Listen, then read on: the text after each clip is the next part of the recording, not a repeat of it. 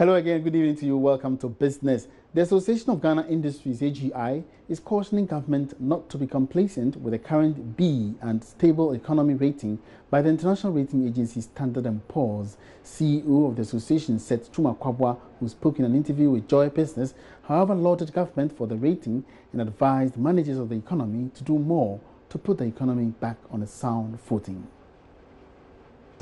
These international rating agencies are well known, and whether you like it or not, people depend on it. People rely on their information to take decisions and in pricing their financial products. So definitely, if you are being your rating is improving, it's positive, and I think we should always be aiming at that because they are quite transparent in the things they do. So once there's transparency and there's improvement, we should welcome it, and we should work harder to make sure that our ratings even improve better. The fact that if you move from one level to a slightly higher level means that you are recovering, but you have not reached there yet. You may have been at maybe a stable, place, but you need to move to another notch where it really helps in reducing interest rates. And don't forget that when ratings are done, it doesn't overnight change the dynamics. It takes a little while for the market to respond to it. It's a consistency in the improvement that is very critical. So the fact that in one rating you have some improvement does not mean that overnight your cost of credit will come down because there's some slight improvement. What is important, that let's be consistent.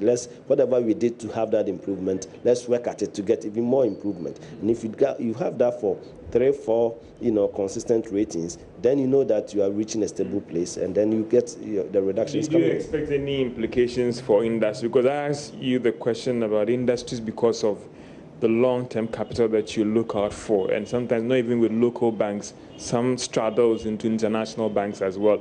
Is this something that you're optimistic that if these things are sustained, then industries could start benefiting from these commentaries and these actions on the country? Yes, definitely industry will stand to benefit if it's consistent, because bear in mind that individual industries may not even go out there and borrow from the international market. They may not have the capacity to do so, but our banks do. And when our banks are borrowing from the international market, some of these risk factors are taken into account. So the country's rating is very important. And then also government borrowings from the international market is also highly determined. The interest rate is highly determined by these ratings. So if government is getting credit cheaper, okay, and our financial institutions are also getting credit cheaper, then when it's being passed on to the individual companies or industries, then they also will also get it cheaper. So it's a cycle, and at every level you need to have improvement, and I'm sure that definitely that will impact positively on local financing costs. Meanwhile, investment analyst Mike Kobler is also optimistic the new credit rating by the Standard & Poor's will open the country up for new investments and funding opportunities for businesses on favorable terms. He was commenting on the new rating. Here's more in this report. The rating agency Standard & Poor's has given Ghana a B rating following the prudent measures it has taken to manage the economy within the last 12 months. Commenting on this development, investment analyst Mike Kobler believes this will help the country secure more investment opportunities from bigger international firms. So realistically, on the market, this doesn't mean anything. The bid doesn't mean anything to anybody. But in terms of outlook, eventually it opens up the economy. People get confidence in the economy that we are doing things right. And then investors get more confidence and be able to throw money at us at a lower cost. That lower cost also goes to reflect on what will be left or retained within the economy to do other developmental projects. Do you think it reflects the true economic environment of the country, economic environment of the country? Yes, it does. The optimism in the country is quite high as we speak today. And don't forget, it's all about perception. Okay, so if it is perceived that you are taking the right steps, you are taking the right measures to promote the country, and also to make sure that you're having that sustainable debt levels, people get comfort at you, and then investors begin to look at the country positively. Mike Kobler, however, cautions that development should be made to reflect on the living standards of citizens. I mean, if you have the likes of VW, you have Mobil Exxon coming into the country. I mean, these are heavy hitters. Okay, they have their own dedicated research desk that analyzes the country before they throw money into the country.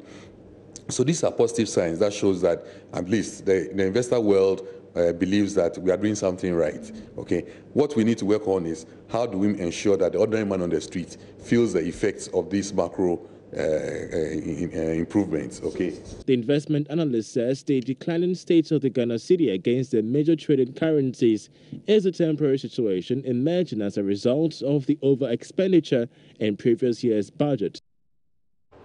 Now, Deputy Managing Director of Sahel Sahara Bank, Dr. Kojua Boaji Debra, is optimistic the proposed merger between Omni Bank and Sahel Sahara will enable the new entity to be formed to meet the BOG's new minimum capital requirement before the December deadline. He disclosed this and other issues concerning the proposed merger of Omni and Sahel in an interview with Joy Business's Northern Aqua Hayford in Accra. Per our timetable that we've given to Bank of Ghana, we hope to complete everything by 15th of October.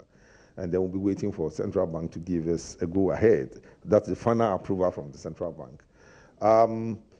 So we hope that what we have now, in terms of, we have, as we speak now, we have $60 million on our books. $60 million? Dollars, yes. Great. Now, what is left is just about $24 million, because in all, we need 84 million. That is equivalent to 400 million Ghana cedis. So we have on our hand, or with our hand now, we have the $60 million. What is left is just about $24 million. We have offers as we speak. There are 5, concrete 5 with eggs. We are looking at it, whether we should bring them on board or the shareholder should put in. So we will work within the timetable that come 15th of October, we should be able to furnish the Central Bank with our minimum capital. Are you able to share with us these new investors? Are they just fresh investors who are looking to get a piece of the new entity's shareholding, or these are people even outside Ghana who also want to be able to have a foothold on the investment, the kind of investments that you have with the 2 entities? I think there are 3 that are Ghanaians and 2 foreign. One is within the Francophone, it's a bank. And that's all in business tonight. Many thanks for watching. My name is Emmanuel Abuaji. We are free. Have a good day.